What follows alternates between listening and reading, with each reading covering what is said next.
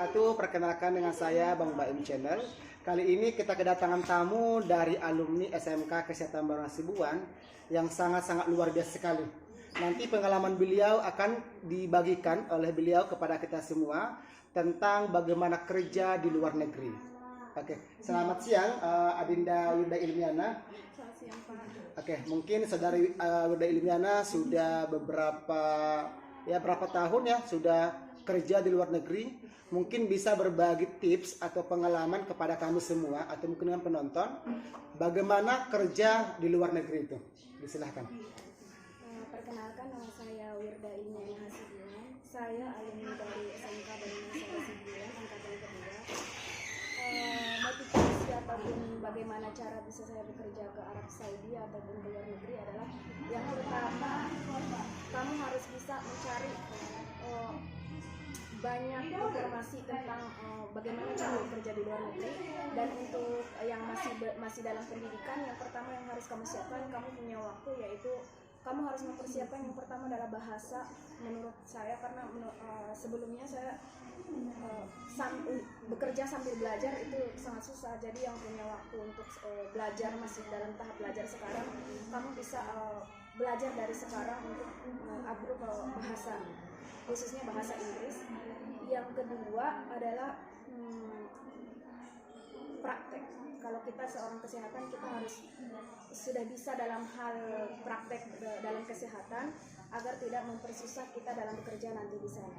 Yang ketiga adalah listening, karena ketika kita bekerja di luar, kita bertemu bukan hanya dengan orang itu saja, tapi berbagai negara, dan setiap negara itu memiliki aksen bahasa yang berbeda-beda. Jadi itu menurut saya sangat mempersulit saya waktu di sana, karena kalau kita orang kesehatan, otomatis apa yang disuruh dokternya harus langsung dilaksanakan. Kamu tidak punya waktu untuk menanyakan kembali apa yang disuruhnya ataupun mengambil hal yang salah, karena kita berhubungan sama orang yang sakit ataupun dengan nyawa orang. Jadi yang penting itu listening, kamu harus mulai mendengarkan ataupun bahasa Inggris dengan aksen-aksen dari negara-negara tertentu. Nah, itu adalah syarat-syarat yang menurut aku penting kamu pelajari dari jauh, dari waktu yang lama. Sedangkan untuk syarat yang lain, yaitu kalau berkas ya sesuai dengan berkas-berkas yang diperlukan seperti ijazah, ya kamu juga harus sudah memiliki lisensi ataupun STR kalau kita orang kesehatan. Pengalaman kerja minimal 1 tahun itu sangat penting, karena mereka bakalan mendata, ada namanya data flow nanti di sana. Mereka akan, kalau berkas kamu tidak sesuai, itu tidak bakalan muncul, tidak bakalan lulus. Jadi kamu tidak bisa mengambil ujian. Nanti di sana kita punya ujian, namanya ujian prometrik sesuai dengan profesi kita masing-masing.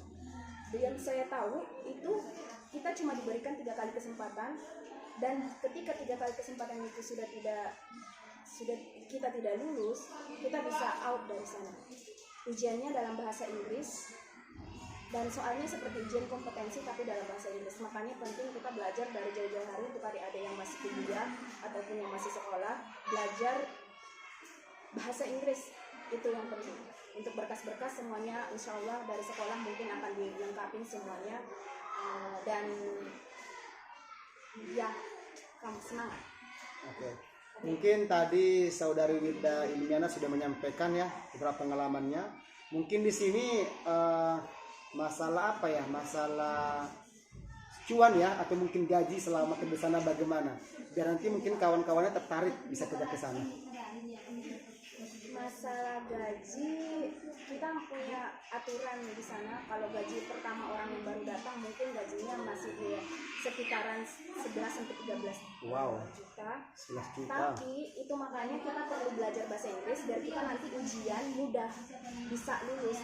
Kalau kamu udah lulus ujian, insya Allah kamu yang bisa meminta berapa gajinya untuk kontrak ke depan. Gitu. Oke. Itu kalau kita selamat kerja di sana berapa tahun minimal kontraknya? Kalau untuk yang pertama itu 2 tahun, tapi setelah 2 tahun kalau kamu renew kontrak kita bisa pulang setiap tahun. Begitu, tapi itu kembali lagi ke tempat kerja masing-masing. Nah, tadi saudari Wirda Ilmiana belum menyebutkan ya nama tempat prakteknya. Mungkin bisa disebutkan? Saya bekerja di Rumah Sakit Golden Care. Saya sebagai perawat di sana. Saya bekerja untuk mengasisten semua dokter dan saya juga bekerja di emergency room. Wow, sangat luar biasa sekali ya. Ternyata pengalaman-pengalaman yang saudari Wilmia ini bisa diberikan kepada kita, dan kita juga sangat bersyukur ya bisa jumpa kembali dengan alumni kita angkatan kedua yang bekerja di luar negeri. Pertanyaan terakhir, coba Adinda sebutkan atau mungkin ucapkan kata motivasi mungkin para generasi yang ingin bekerja ke luar negeri. Motivasi yang terbaik. Motivasi saya adalah pokoknya jangan merasa kamu nggak bisa. Yang penting kamu tuh harus telaten ataupun aktif. Kamu harus mencari informasi dimanapun itu, informasi apapun itu.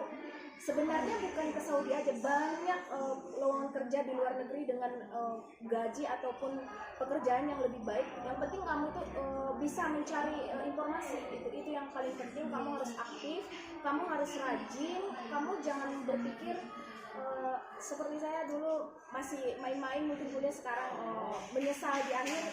Tapi untuk adik-adik sekarang mungkin ayolah kita saling kalian belajar yang baik ataupun pokoknya belajar gimana nilainya bagus, prakteknya bagus, biar nanti bekerjanya juga bisa dapat yang bagus. Oke. Mungkin cukup sekian lah mungkin ya bisa diberikan tadi motivasi atau pengalaman dari saudari Ilmiana. Kami ucapkan Assalamualaikum warahmatullahi wabarakatuh.